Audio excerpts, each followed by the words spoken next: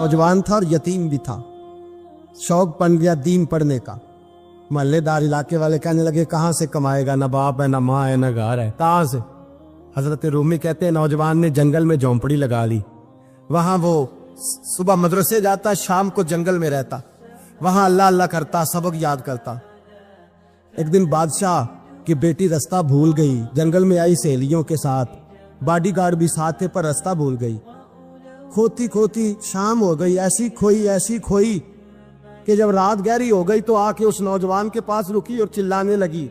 शेर के दहाड़ने की आवाज आती है, भेड़िए के बोलने की आवाज आती है। नौजवान अकेला, सहेलियां बिछड़ गई, गार्ड बिछड़ गए। कहने लगी मैं परेशान हूँ, मुझे जगह मिल जाएगी। नौजवान कहता मैंने शहजादी देखी और मुझे भी पता था कि घर एक ही है और आग को अंदर से दरवाजा भी बंद करना पड़ता है, जंगल जानवर भी आ जाते हैं। कहते मेरी छोटी सी कुटिया में, झोंपड़ी में वो आई, रो के कहने लगी सहारा कोई नहीं, अगर मैं पीछे निकलूंगी तो भेड़िए खा जाएगा। कहते मैंने उसे जगह दे दी। अकेली औरत, चिराग जल रहा है, सबक याद कर रहा हूँ। मेरे नबी पाक ने फरमाया जहां मर्द औरत अकेले हो तीसरा शैतान होता है। और शहजादी, वो बच्चा कहता है सबक याद करता रहा सारी रात। वो बच्ची को कहा सो जा, पर वो कहती है नींद मुझे भी कहाँ आई। ऐसे मौकों पर नींद, सारी रात सबक याद करता। थोड़ी थोड़ी देर के बाद चिराग जलता तो उस पर उंगली रखता, हाथ जलता तो पीछे खींचने, फिर दूसरी उंगली रखता। थोड़ी देर के बाद जलता तो खींचने, हाथ सारा जल गया। सुबह किरणें चमकी तो कहने लगा चल निकल जा, दौड़ जा, बस बड़ा सब्र का इम्तिहान हो गया, चली जा। शहजादी बाहर निकली, सिपाही ढूंढ रहे थे। बादशाह खुद जंगल में निकला हुआ था, मेरी बेटी मिल गई। बादशाह तन्हाई में जाके कहने लगा बेटा मैं दुनिया को बताऊंगा कि मेरी बेटी खोई नहीं थी, सिपाही साथ ही थे। ये बड़ा मुश्किल होता है, बेटी तो भूल के भी रात कहीं रह पड़े तो लोग जीने नहीं देते, तो बेटा मुश्किल हो जाएगा मेरे लिए। कहाँ थी? उसने कहा नेक नौजवान के पास। उसने कहा बेटा मैं तो तेरी बात मानूंगा पर दुनिया नहीं मानेगी। अगर उस नौजवान ने किसी को बता दिया कि तू उसके पास थी तो फिर लोग मेरा जीना मुहाल कर देंगे। बेटा मैं मर जाऊंगा, मेरी मजबूरी ये है कि वो कहीं राज ना उगल दे वो नौजवान, उसे कत्ल करना पड़ेगा। औरत ने मिन्नतें की, उस बेटी ने कहा मेरे मौसम को मारोगे, रोई। और वो कहने लगा मैं बादशाह, वो मेरा अपना विकार है, मैं उसको छोड़ नहीं सकता। गिरफ्तार कर लाए सिपाही। वक्त तय हो गया सजा का। अकेले कारकोशरी में रखा गया, जो उसके खास एतबार वाले थे उनकी ड्यूटी लगाई। बादशाह ने बुलाया, पहले बिलम आया। औरत कहने लगी, बेटी कहने लगी एक दफा तो बुलाओ ना, एक सवाल बस पर्दे में रह के पूछना है और फिर जो आपका जी चाहे, मेरे मौसम को मारना तो है, तो मर्जी आपकी। सामने खड़ा किया, नौजवान पर्दे के पीछे, औरत खड़ी हो गई। बादशाह बीच बैठ गया। बीबी कहने लगी सारी रात बेदार मैं भी रही, सोया तू भी नहीं। वो जो तू चिराग के करीब हाथ लगा के जलाता था वो समझ नहीं आई। नौजवान रो पड़ा, कहने लगा क्या करूं, मैंने रसूलुल्लाह का दीन पढ़ा है, क्या करूं, मैंने हुजूर का दीन पढ़ा है।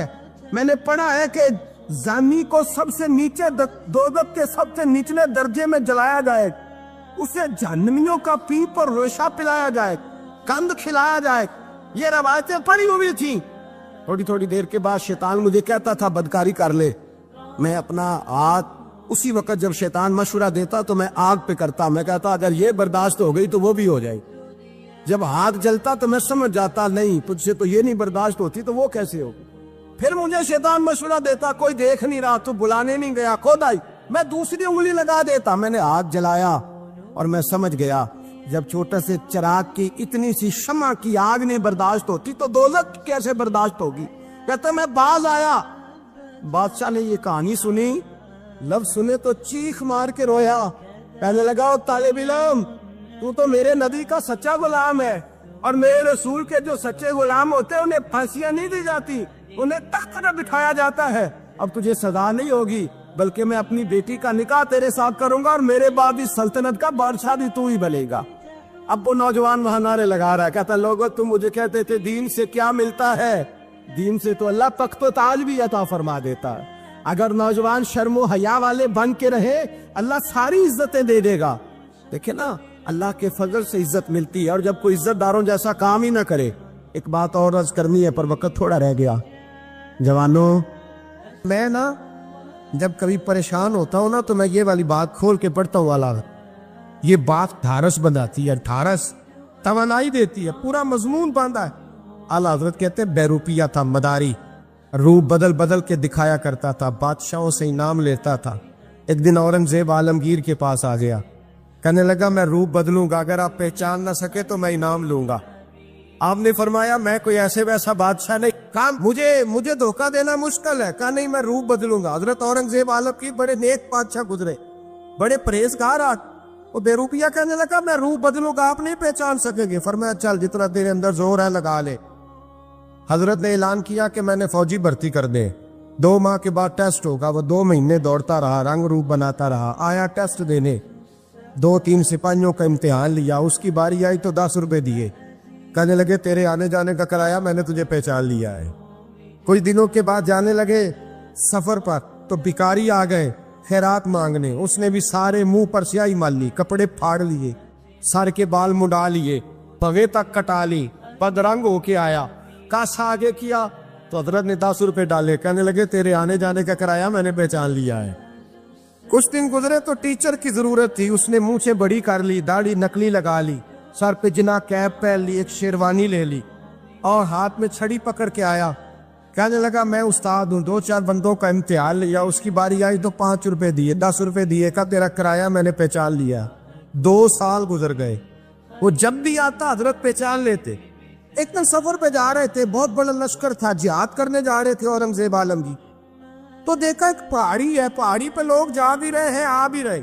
اورنگزیب عالمگیر پوچھنے لگے یہاں کیا ہے؟ کہنے لگے بابا جی بیٹھے ہیں دعا کرتے ہیں, اللہ کے نیک بندے ہیں. اورنگزیب کہنے لگے یار پرانے لوگ سارے ہی اللہ والوں کو مانتے, یہ بھی مصیبت آئی ہے جتنی نہیں آئی ہے, سارے لوگ ہی مانتے. کہنے لگے ذرا میں دعا نہ کراؤں, بچے کام جا رہا ہوں. اورنگزیب بادشاہ تھے, بادشاہ لوگ نازک مزاج ہوتے ہیں. گھوڑے سے اترے, بڑی مشکل سے پہاڑی پہ چڑھے, اوپر گئے تو لائن لگی ہے, بابا جی غار میں بیٹھے. کہنے لگے میں نے ملنا, میں اورنگزیب ہوں. انہوں نے کہا ہمارا بابا اس طرح کا پیر نہیں کہ امیر آئے تو رنگ اور ہو, غریب آئے تو اور ہو. یہاں اگر ملنا ہے تو لائن میں لگ جاؤ, سب ایک جیسے. اب لائن میں کھڑے ہو گئے, 50 آدمی آگے تھے, کہتے ہیں 51واں نمبر تھا. تھک گیا دھوپ میں کھڑا کھڑا. جب میں پہنچا غار کے دہانے تو میں نے بابا جی کے چہرے پہ نظر ڈالی تو بڑا نورانی چہرہ, بڑی خوبصورت لب و لہجہ. میں نے کہا میرے جیسا آدمی بھی پگڑی باندھ لے تو اچھا لگنے لگ جاتا ہے, بڑا خوبصورت انداز. کہتے ہیں میں ان کے پاس اتحیات کی حالت میں بیٹھ گیا. میں نے کہا حضور میں جا رہا ہوں جہاد کرنے, دعا کرنا. بزرگوں نے ہاتھ اٹھائے, اللہ اس کی مدد فرما, دین کو غلبہ عطا فرما, اسے دین کا سچا پکا سپاہی بنا. پھر تھپکی دی, 2-4 نصیحتیں نکال ڈالی, دیکھنا ظلم نہ کرنا, زیادتی نہ کرنا, جب تو جیت کر نہ کرنا, غرور نہ کرنا, نصیحتیں بھی کر دی.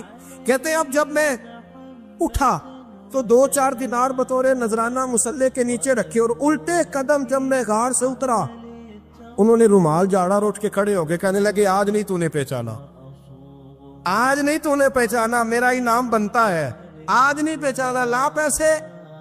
اورنگزیب کہنے لگا یار تو نے حد کر دی, کہاں چڑھا کہاں کھڑا رہا, دھوپ میں تھک گیا, کمال کر دی بھائی تو نے. پتا تو کیا لے گا, اب تو جلدی بتا, وہ کتنے لوگ پیچھے دھوپ میں کھڑے ہیں, لشکر سارا کھڑا ہے, کیا لے گا؟ اس نے کہا سب سے قیمتی ہیرے وہ ہے جو تیرے سر کے تاج میں لگے ہوئے, مجھے تیرا تاج چاہیے. او بھائیو سننا اور یاد رکھنا, میرے اعلیٰ حضرت کہتے ہیں بادشاہ نے سر کے اوپر سے تاج اتارا, بہروپیے کے قدموں میں رکھا اور کہنے لگے یہ لے, اور یہ تو تیرا مانگنے پر میں نے دیا ہے نا, میں واپس آتا ہوں تو آنا, میں اپنی مرضی سے بھی تجھے دوں گا. تو نے اورنگزیب جیسے بندے کو دھوکہ دیا, آنا میں اس وقت بھی دوں گا.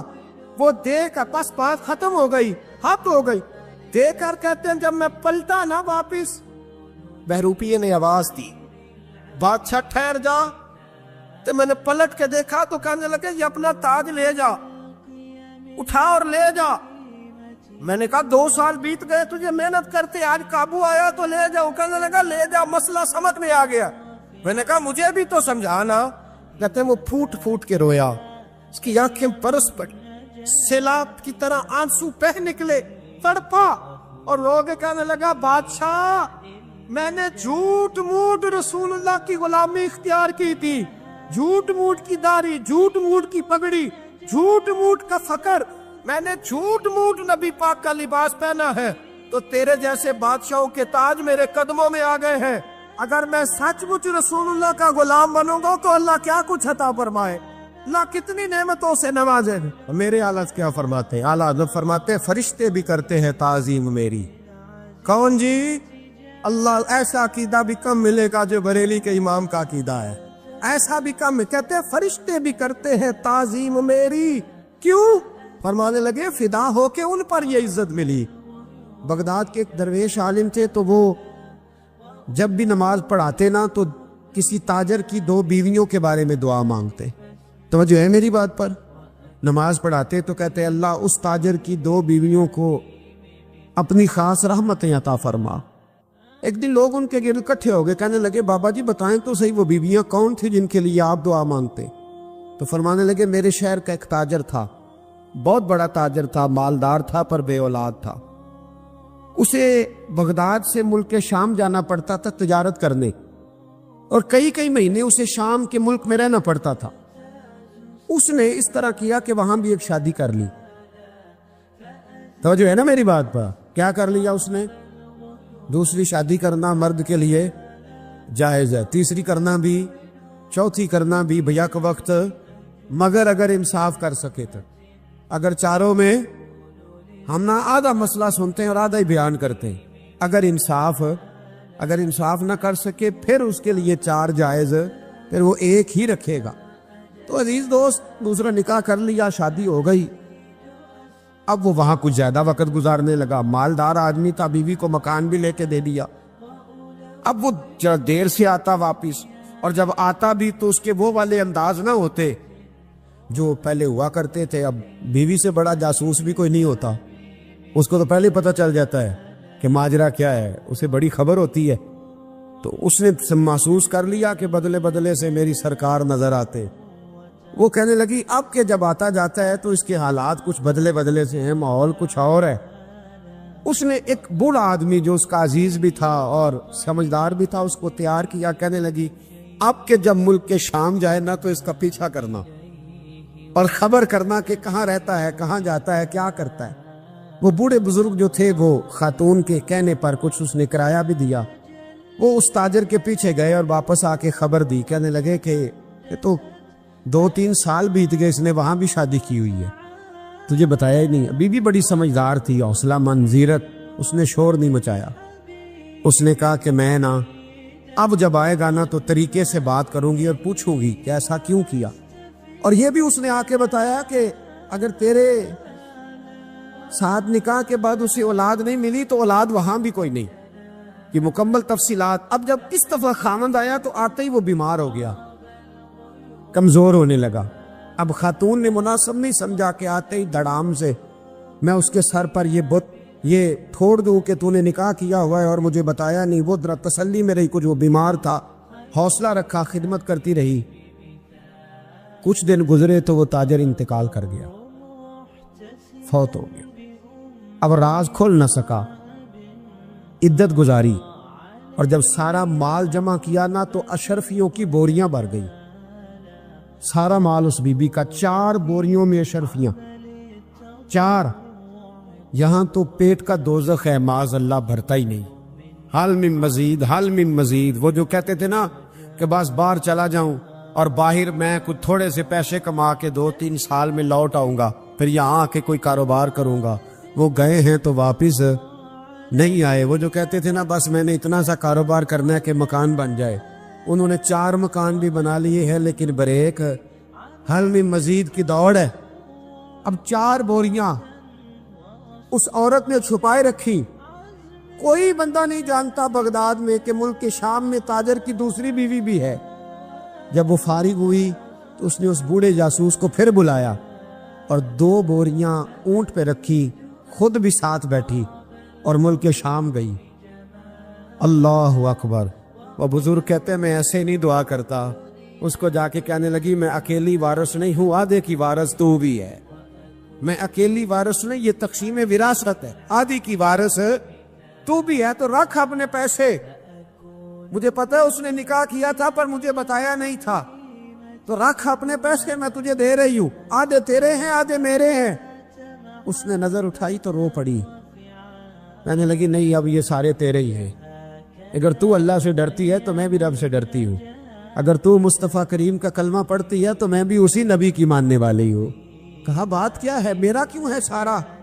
تو وہ خاتون کہنے لگی وہ 2 سال 3 سال سے میرے ساتھ نکاح تھا، اور اس نے بتایا تھا مجھے کہ میری بیوی بھی ہے، اور میں غریب تھی تو میرے والدین کو بھی بتایا تھا کہ میری دوسری شادی ہے۔ یہ مکان اس نے مجھے لے کے دیا تھا، میرے تمام اخراجات وہ پورے کرتا تھا، نان و نفقہ کا خیال رکھتا تھا، لیکن اب کہ جب وہ آیا تو وہ بیمار تھا۔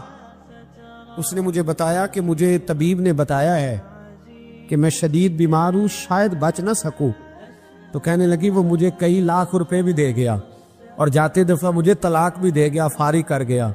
کہنے لگا تو جہاں چاہے میرے بعد نکاح کر سکتی ہے، اور کہنے لگا میں چاہتا تھا پہلی بیوی کو بتا دوں، موقع نہیں بنا، اور اس کا دل نہ ٹوٹے، بتا نہیں پایا، لہذا وہ مجھے ڈھیر سارے پیسے دے چکا ہے، سارا میرا حصہ مجھے پہلے سے دے چکا ہے۔ میری بہن اب یہ 4 بوریوں میں سے 2 میری نہیں بلکہ 4 کی 4 ہی تیری ہے، تو ہی اس کی حقدار ہے۔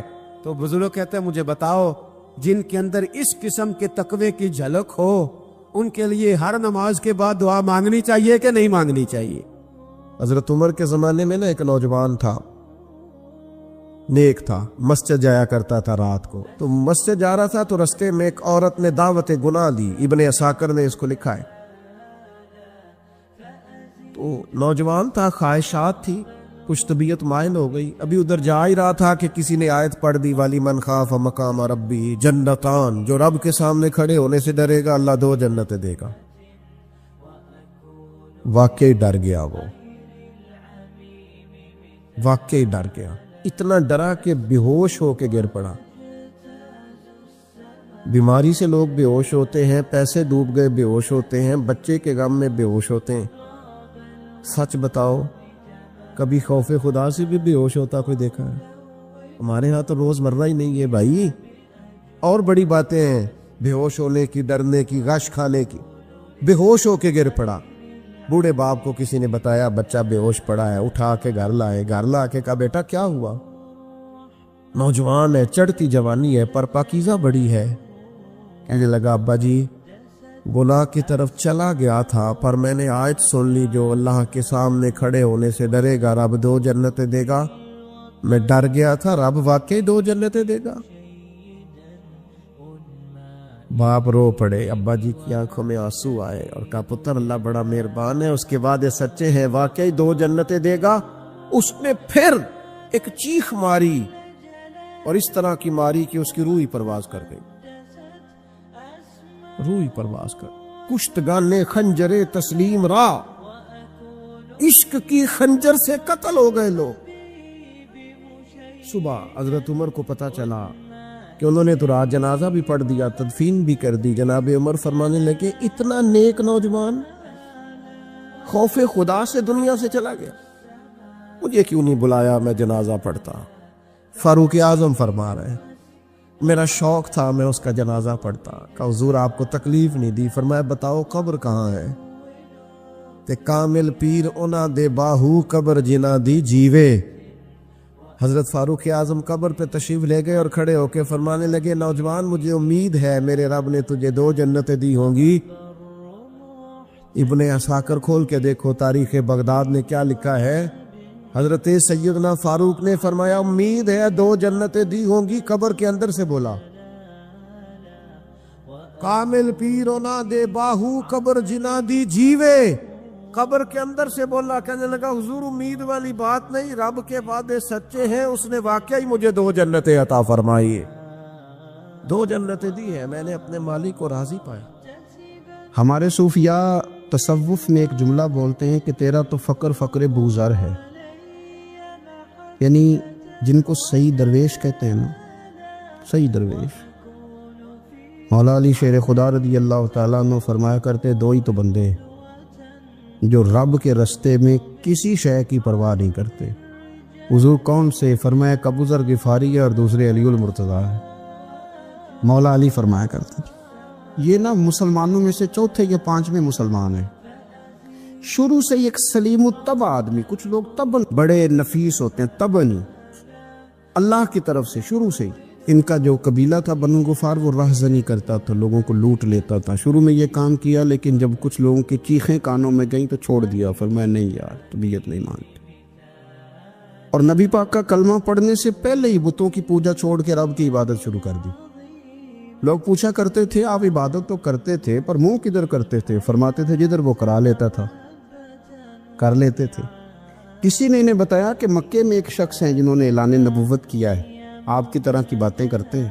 انہوں نے اپنے بھائی کو بھیجا، ان کا نام انیس تھا، پتہ کر کے واپس آئے، بھائی کہنے لگے ابو ذر، ان کا نام جندب ہے، اصل میں ذر ان کے بیٹے کا نام ہے اور کنیت سے زیادہ معروف ہیں، ابو ذر غفاری کہلاتے ہیں۔ فرماتے ہیں کہ بھائی نے آ کے بتایا کہ وہ نیکی کا حکم دیتے ہیں، برے کاموں سے منع کرتے ہیں، صلہ رحمی کا پیغام دیتے ہیں، لیکن لوگ سارے مخالف ہیں۔ یہ چیز بھی بڑی کاؤنٹ ہوتی ہے، اسے نہ کاؤنٹ کیا کریں۔ لوگوں کی ترجیحات بدلتی ہیں، صبح کچھ، دوپہر کچھ، شام کچھ، اسے نہ کاؤنٹ کریں۔ انہوں نے اس بات کو کاؤنٹ کر کے بتایا کہ لوگ ان کے جو ہے نا وہ مخالف ہیں سارے۔ تو حضرت ابو ذر غفاری کہنے لگے مجھے تسلی نہیں ہوئی، میں خود جا کے پتہ کروں گا۔ کہتے ہیں مکہ شریف آیا تو کسی ایسے آدمی سے پوچھ بیٹھا، میں تو کچھ اور سمجھا تھا، وہ کچھ اور نکلا۔ مکے والوں نے بڑا مارا۔ مکے پہنچ کے پہلی جو چیز ملی وہ مار کھانے کی تھی۔ اب میں ڈرتے کسی سے پوچھتا ہی نہ، بھوک بھی بڑی تھی، رہنے کو جگہ نہیں تھی، حرم شریف میں لیٹا رہتا تھا۔ میرے نصیب دیکھو، مجھے ایک شخص نے نہ آ کے ہلایا، کہنے لگے اگر مناسب سمجھے تو میں آپ کو دیکھ رہا ہوں کافی دیر سے، آپ کوئی پردیسی ہیں، آپ کا اپنا مہمان نہ بنا لوں؟ تو میں نے کہا آپ کا کیا نام ہے؟ کہنے لگے میرا نام ہے علی ابن ابی طالب۔ کہتے ہیں مولا کائنات گھر لے گئے، کھانا بھی کھلایا، جگہ بھی دی، سونے کو خدمت بھی کی، لیکن چونکہ میں تو پہلے ایک سے پوچھ کے مار کھا بیٹھا تھا، میں نے پوچھا نہیں میں کدھر آیا ہوں۔ رات رہے، اگلی رات بھی رہے، لیکن میں نے بتایا نہیں میں کس کام آیا ہوں۔ حضرت ابو ذر غفاری رضی اللہ تعالیٰ عنہ کہتے ہیں خود ہی مولا علی نے پوچھا بتا سکتے ہو کیسے آئے ہو؟ میں نے کہا راز رکھ لو گے؟ فرمایا بڑا کشادہ سینہ دیا رب نے مجھے۔ تو بات تو کہنے لگے یار میں تو محمد مصطفیٰ کی زیارت کرنے آیا صلی اللہ تعالی علیہ وسلم۔ یہ بے نیاز لوگوں میں سے ہیں حضرت سیدنا ابو ذر غفاری۔ میں حضور کی زیارت کے لیے ہوں۔ حضرت علی کہنے لگے سویرے لے چلوں گا۔ انسان بزدل نہیں ہوتا، ہر انسان بزدل نہیں ہوتا، اور بلا وجہ ٹکراؤ کی پالیسی بنا لینا یہ بھی سیانے لوگوں کا کام نہیں۔ حکمت کے تقاضوں کے مطابق چلنا یہ بھی دلیر لوگوں کا کام ہوتا ہے۔ حضرت مولا علی کہنے لگے صبح لے کے چلوں گا پر حالات ٹھیک نہیں، شرارتی لوگ ہر جگہ ہوتے ہیں۔ اگر کوئی شرارتیوں کا ٹولہ ملا نا جو کھڑا ہوگا جاسوسی کرنے کے لیے کہ حضور کی طرف کون کون جا رہا ہے، تو میں نیچے جھکوں گا جوتے کا تسمہ ٹھیک کرنے کے لیے، لیکن آپ نے نہیں کھڑے ہونا، آپ نے چلتے رہنا ہے تاکہ کسی کو شک نہ ہو۔ کہتے اس ترتیب سے حضرت علی مجھے لے کے گئے، میں حضور کی بارگاہ میں پہنچا۔ مولا علی کہتے ہیں بڑے بڑے لوگ سوال کرتے تھے پر یہ شروع سے سلیم الطبع تھے، مجھے کہہ لینے دینا، انہوں نے ماننا ہوتا ہے وہ لمبے سوال کرتے ہی نہیں۔ مان جو لیا تو لمبے سوالوں کی ضرورت ہی کوئی نہیں۔ کہتے ہیں لوگ بڑے بڑے سوال کرتے تھے پر ابو ذر نے 2-3 باتیں پوچھی اور آگے جا کے کہنے لگے حضور ہاتھ بڑھائیں مجھے کلمہ پڑھائیں۔ نبی پاک صلی اللہ علیہ وسلم نے کلمہ پڑھایا، فرمایا باہر جا کے نا ابھی ذکر کرنا کہ تم مسلمان ہو گیا، یہ ماریں گے۔ عرض کی حضور انہیں مارنے دے، میں آیا بھی مار کھانے ہے، انہیں مارنے دے نا۔ پڑا فلک کو کبھی دل جلوں سے کام نہیں، دار دلوی نے کہا تھا پڑا فلک کو کبھی دل جلوں سے کام نہیں، اور جلا کے راکھ نہ کر دوں تو داغ نام نہیں۔ ماری تو کھانے آئے ہیں، مارنے دے، کرنے دے زور جتنا لگانا ہے لگانے دے۔ باہر جا کے اعلان کیا، مکے والوں نے مارا، اتنا مارا کہ بے ہوش ہو گئے۔ پھر کسی نے بتایا کہ تم نے گزرنا بھی ہے ان کے علاقے سے، بنو غفار سے، پھر ان کا پتہ بھی ہے یہ لوگ بڑے سخت ہیں۔ پھر چھوڑا۔ تپن بڑے جلالی تھے، زاہد مزاج تھے، فرماتے تھے کہ جو تمہاری ضرورت سے زیادہ ہے وہ سارا صدقہ کرو۔ کنز کے معاملے میں ان کا رویہ یہ تھا، صرف حضرت صدیق اکبر کو کچھ نہیں کہا انہوں نے، باقی حضرت عمر جیسے آدمی کو بھی کھڑا کر کے کہہ لیتے تھے یہ مال کیوں رکھا ہوا ہے خزانے میں، بانٹتے کیوں نہیں سارا؟ اور جناب عثمان غنی رضی اللہ تعالیٰ عنہ کے ساتھ تو باقاعدہ کئی دفعہ اس موضوع پر گفتگو کی۔ وہ کہتے تھے کہ جب اللہ کہتے ہیں قرآن میں کہ مال دولت جمع نہیں کرنی، تو وہ جو لوگ تھے وہ بھی بڑی شانوں والے تھے. وہ کہتے تھے کہ اللہ نے جب زکوٰۃ فرض کی تو مال جمع ہوتا ہے تو زکوٰۃ فرض ہوتی ہے نا. جب فطرانے کا کہا تو مال ہوتا ہے تو فطرانہ آتا ہے نا. تو آپ جو کہہ رہے ہیں وہ ٹھیک ہے، پر آپ اعلیٰ بات کر رہے ہیں تقوی کی، سارا بانٹو. تو حضرت ابو ذر غفاری کہتے تھے چلو ٹھیک ہے تمہاری بھی بات مان لیتا، پر یہ بتاؤ مدینے والے کا اپنا طریقہ کیا ہے؟ کہ بھئی حضور کا طریقہ تو وہی ہے جو آپ بتا رہے ہیں. تو فرمانے لگے پھر اس رستے نہ چلے جو رستہ مدینے والے رسول کا ہے. اور حضور سے، نبی پاک سے عشق کرتے بڑا کھل کے. یہ صحابہ صفہ میں سے تھے. کلمے پڑھنے کے بعد چونکہ طبیعت جلالی تھی تو حضور نے بھیج دیا، فرمایا واپس جاؤ اپنے قبیلے میں تبلیغ کرو. واپس گئے، بھائی کو مسلمان کیا، والدہ کو مسلمان کیا، قبیلہ سارا مسلمان کیا، وہیں رہے. ہجرت مدینہ کے بعد آئے تبوک کے موقع کے قریب، اور حضور نے صحابہ صفہ میں رکھ لیا. نوکری کرتے مدینے والے رسول کی، دلیر آدمی تھے، بڑا قبیلہ تھا، پر ڈیوٹی کرتے، ڈیوٹی خدمت کرتے. ایک بیٹا تھا زار اس کا نام تھا، اس کی ڈیوٹی لگائی تم نے میرے نبی پاک کے اونٹ چرانے. ڈاکو آئے تو صاحبزادہ اونٹوں کی، اونٹنیوں کی حفاظت کرتے شہید ہو گیا.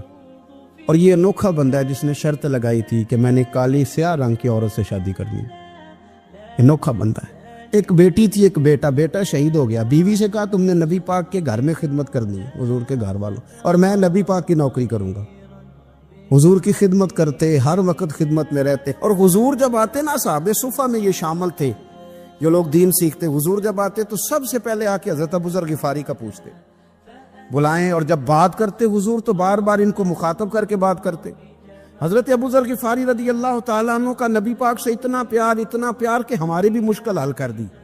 ابو داؤد شریف میں موجود ہے. ایک دن کہنے لگا یا رسول اللہ صلی اللہ علیہ وسلم، اگر کوئی بندہ کسی سے پیار بڑا ہی کرے پر اس جیسے عمل نہ کر سکے، کوشش کرے کرنا. لوگ ہمیں کہتے ہیں نا کہ پیار بڑا، عمل بھی تو کرو نا. بھی کرنا چاہیے، پر انسان ہے نا، غلطی بھی تو ہو ہی جاتی ہے. اب ہم عمل نہیں کر سکتے تو تم ہمیں پیار بھی نہیں کرنے دو گے؟ مہربانی کرو، پیار تو کرنے دو نا. حضرت ابو ذر غفاری نے کہا، ابو داؤد شریف میں موجود ہے، یا رسول اللہ صلی اللہ تعالیٰ علیہ وآلہ وسلم، حضور پیار بڑا کرے پر ان جیسے عمل نہ کرے تو حکم کیا ہے؟ تو حضور نے فرمایا پیار سچا کرے، اللہ قیامت کے دن جس سے محبت کرے گا نا اس کے ساتھ ہی دونوں کو اکٹھا فرما دے گا. تو حضرت ابو ذر نے فوراً کہا، حضور پھر مجھے آپ سے بھی بڑا پیار ہے، رب سے بھی بڑا پیار ہے. فرمایا فکر نہ کرنا، جنت میں اکٹھے ہی جائیں گے. اتنی محبت رسول پاک کی ذات کے ساتھ. حضور کی نوکری کرنا. ایک دن خدمت کرتے کرتے سو گئے. حضور مسجد میں آئے پتہ کرنے کہ ابو ذر آرام کر رہا ہے. یہ بھی مزہ ہوتا ہے، خیال رکھنا اپنے درویشوں کا، کیا کھایا، کیا پیا، کہاں سوئے. حضور رات کو آئے، یہ سوئے ہوئے. فرماتے ہیں حضور نے میرا انگوٹھا ہلایا، میں اٹھ کے بیٹھ گیا، حضور بھی میرے پاس بیٹھ گئے. اور میں ابو ذر بڑا پیار کرتے ہو، سونے آپ کو پتہ ہی ہے. کہ یار تو بڑی نوکری کرتا ہے، ایک دن وہ بھی آئے گا جس دن تجھے میری مسجد اور میرے شہر سے جانا پڑے گا، پھر کیا کرو گے؟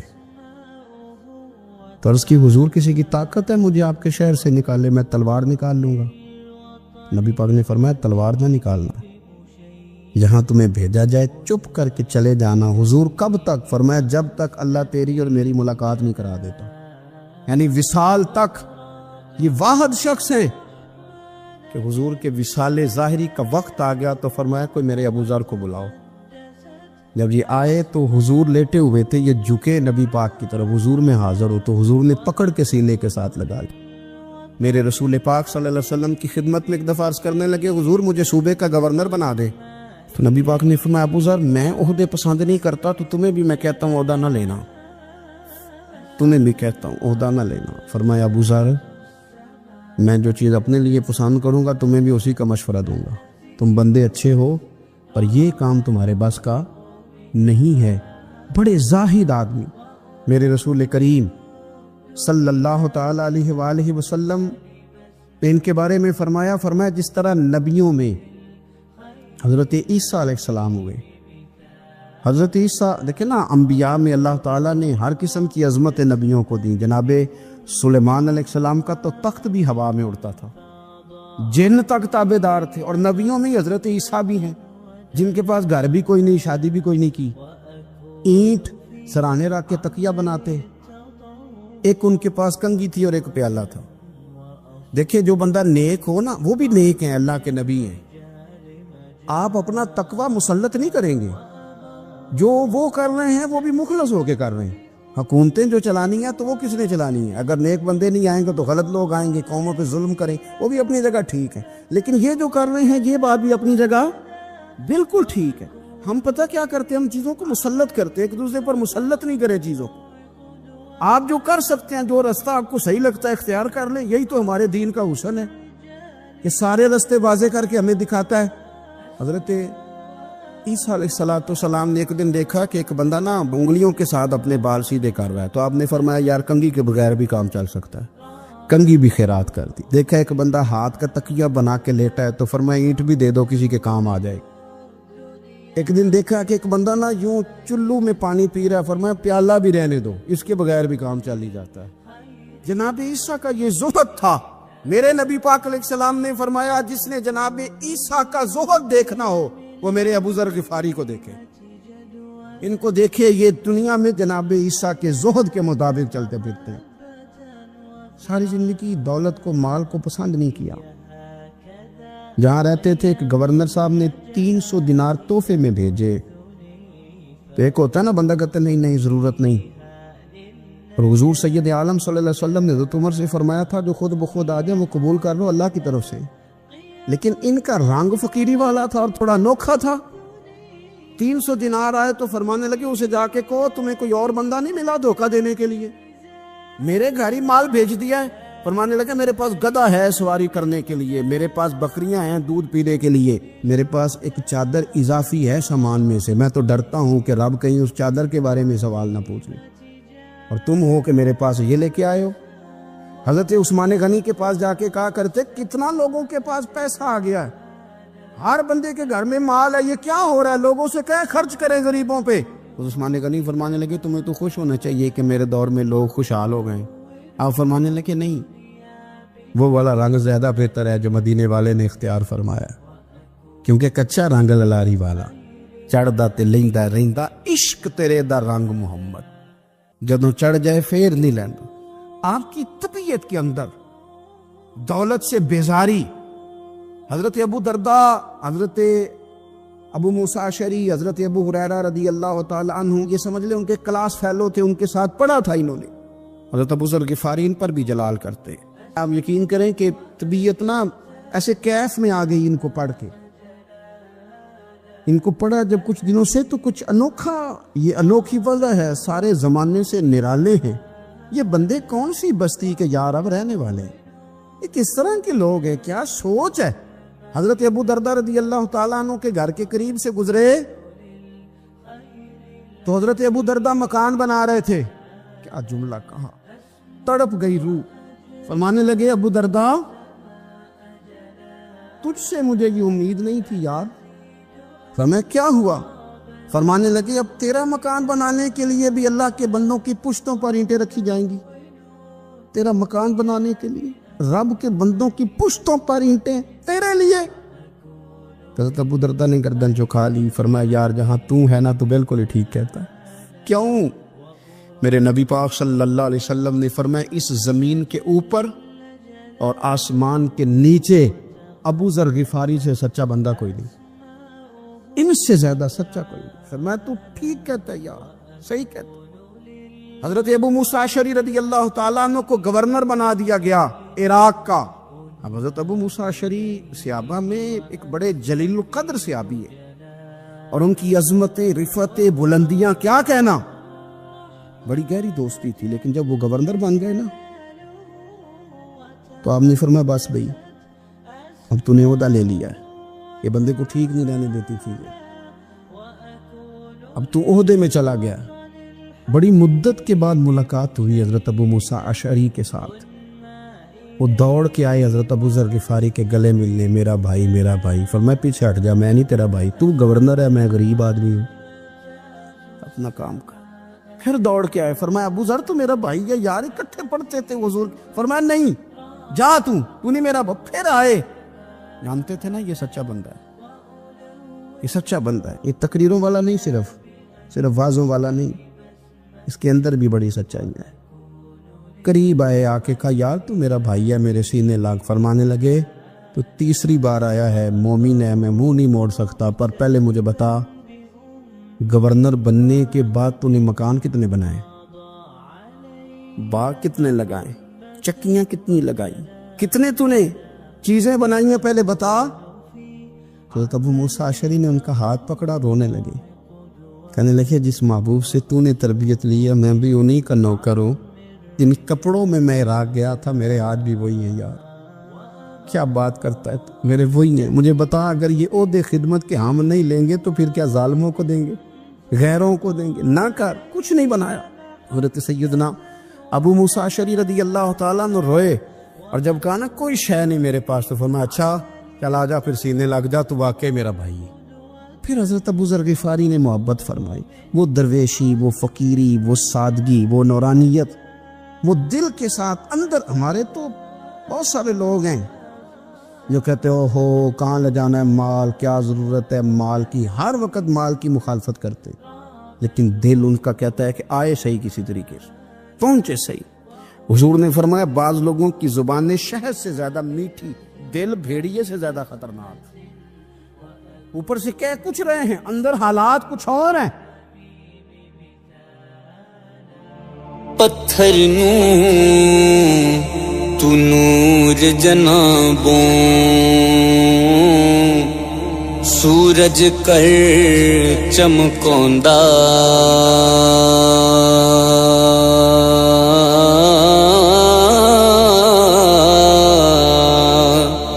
پانی دے ایک قطرے وچوں عرش مجید بنوندا، ساوریاں تھی گورے کردا، گوریاں وچوں کالا،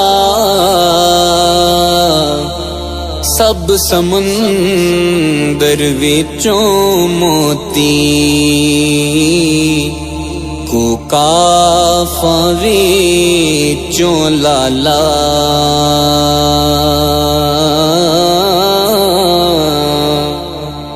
سب سمندر وچوں موتی، کو کافاں وچوں لالا، کردا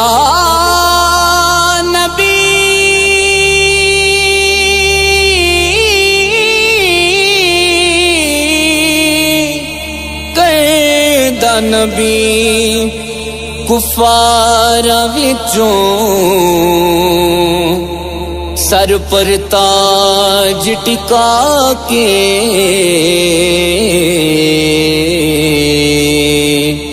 مالکاں تھی شیطان بناوے،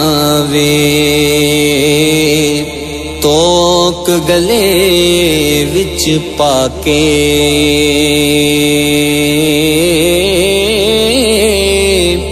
مالکا تھی شیطان بناوے، توک گلے وچ پا کے،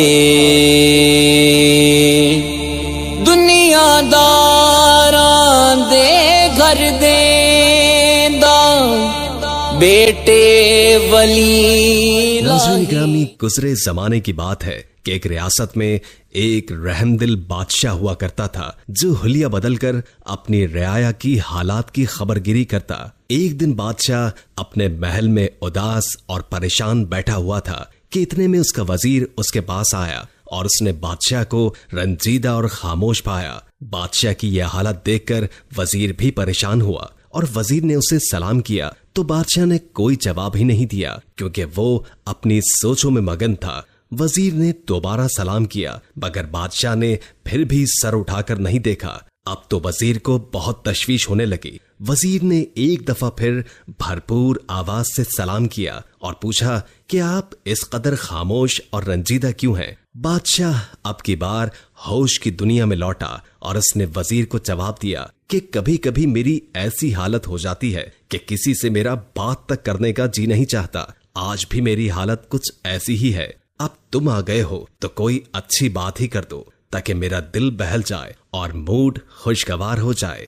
वजीर ने कहा कि बादशाह सलामत, आपकी याद दहानी के लिए ये अर्ज करता चलूं कि आपके शहर में आज गश्त का दिन है। इसी तरह आपका दिल भी बहल जाएगा और अगर मुनासिब समझें तो लिबास बदलकर शहर में चलें, वरना हम फिर किसी और रोज चलते हैं। बादशाह ये सुनकर बोला कि नहीं, हम आज ही चलेंगे। और फिर वजीर से ये कहकर वो तैयार होने चल दिया। फिर थोड़ी ही देर के बाद इन दोनों ने अपने लिबास तब्दील किए और भेस बदलकर महल के खुफिया दरवाजे से निकलकर शहर की तरफ चल पड़े। वो यहाँ वहां मुख्तलिफ गलियों में चलने लगे थे कि रास्ते में पहुंचकर उन्होंने देखा कि एक नाबीना फकीर खड़ा हुआ है। ये दोनों उसकी तरफ बढ़े। आहट सुनकर सदा लगाई तो बादशाह ने एक सिक्का निकालकर फकीर के हाथ में रख दिया और आगे बढ़ने लगे। तो फकीर ने उसका दामन पकड़कर कहा कि जिस तरह तुमने मुझसे हमदर्दी करते हुए सिक्का दिया है, इसी तरह मेरे मुंह पर एक थप्पड़ भी लगा दो। बादशाह ये अजीब व गरीब ख्वाहिश सुनकर बड़ा हैरान हुआ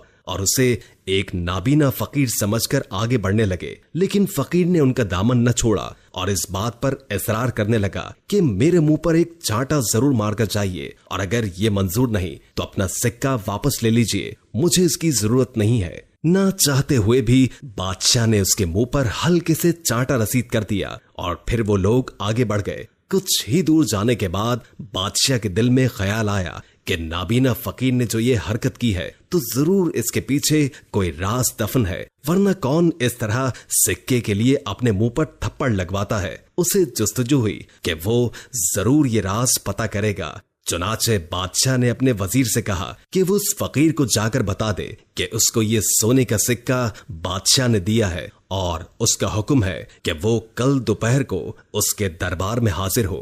वजीर ने बादशाह के हुक्म की तामील की। फिर खैर ये दोनों आगे बढ़ गए और इसी तरह शहर की मुख्तलिफ गलियों और बाजारों में घूम फिर कर लोगों के हालात और मसाइल मालूम करने लगे। उन्होंने शहरियों से हुकूमती कारिंदों के हवाले से बातचीत भी की। फिर बादशाह और उसका वजीर काफी देर शहर में गुजारने के बाद खुफिया रास्ते से महल में वापस आ गए। अगले दिन दोपहर को वही नाबीना फकीर बादशाह के दरबार में हाजिर हुआ। बादशाह ने फकीर से पूछा कि तुम्हारा नाम क्या है और तुमने सवाल करने के बाद अपने मुंह पर चांटा क्यों लगवाया, ये कैसा माजरा है। अंधे फकीर ने सवाल सुनकर बड़े अदब से जवाब दिया कि जनाब आली, मैं आपके इसी शहर का रहने वाला हूँ। मेरे बाप ने मरते वक्त जो रुपया पैसा छोड़ा था वो मैंने फजूल खर्ची में बहुत जल्द उड़ा दिया और फिर तंगदस्त हो गया।